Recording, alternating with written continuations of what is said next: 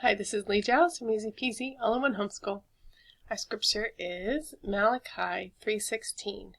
The version I'm reading is the Berean Study Bible. At that time, those who feared the Lord spoke with one another, and the Lord listened and heard them. So a scroll of remembrance was written before him regarding those who feared the Lord and honored his name. God listens in on our conversations. He takes notes. What are you saying about him? This verse is talking about those who feared the Lord. They spoke to one another in the fear of the Lord and honored his name. How can you honor or dishonor God when you're talking to others? I'll give you an example from Scripture.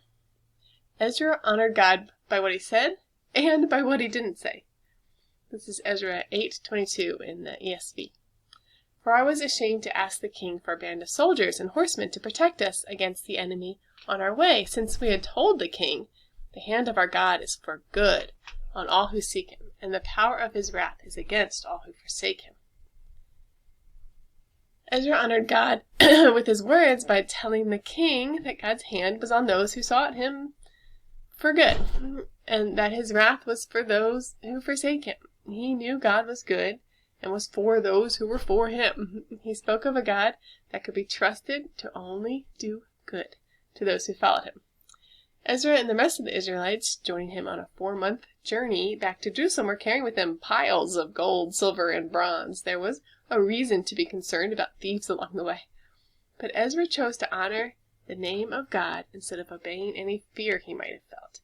He didn't turn to an earthly king for protection when he had a heavenly king already guarding him in all his ways.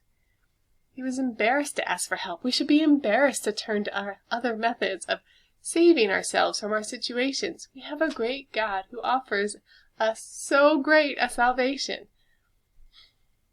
Do you honor God with what comes out of your mouth? Do you speak like he is God, King, ruler of the universe, ruler of all the thrones of earth, all-powerful, all-knowing, perfect in all of his ways, faithful, trustworthy, mighty to save, and always, always good to his children?